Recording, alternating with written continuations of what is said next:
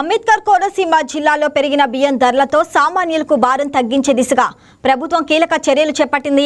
కొత్తపేట రావులపాలెం రైతు బజార్లలో తక్కువ ధరకు బియ్యం విక్రయ కేంద్రాలను కొత్తపేట ఎమ్మెల్యే బండారు సత్యానందరావు ప్రారంభించారు.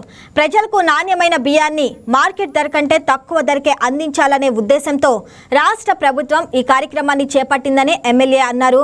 రాష్ట్ర వ్యాప్తంగా రైతు బజార్లు ప్రత్యేక కౌంటర్ల ద్వారా బియ్యం విక్రయాలు నిర్వహిస్తున్నామని, త్వరలోనే మీ మార్టు కేంద్రాల ద్వారా మరిన్ని నిత్యావసర వస్తువులను కూడా అందుబాటు ధరలో ప్రజలకు అందించేలా చర్యలు తీసుకుంటున్నామని తెలిపారు.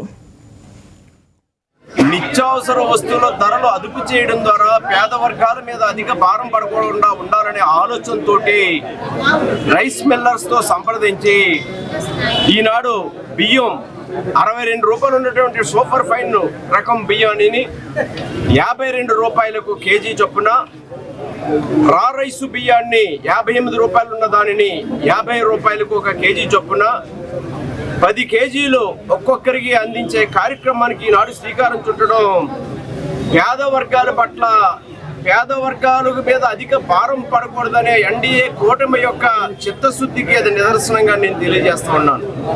చంద్రబాబు నాయుడు గారు, పవన్ కళ్యాణ్ గారు, మోడీ గారి ద్వయం ఎక్కడ ప్రజలకు ఇబ్బందులు లేకుండా ఉండాలనే ఆలోచనతో ఈ ప్రభుత్వం పరిపాలన చేస్తూ ఉంది.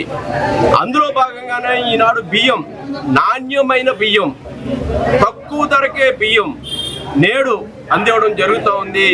కేజీకి 10 రూపాయలు, 8 రూపాయలు కూడా తక్కువ ధరలకే ఈనాడు బియ్యం సరఫరా మొదలు పెట్టడం జరిగింది.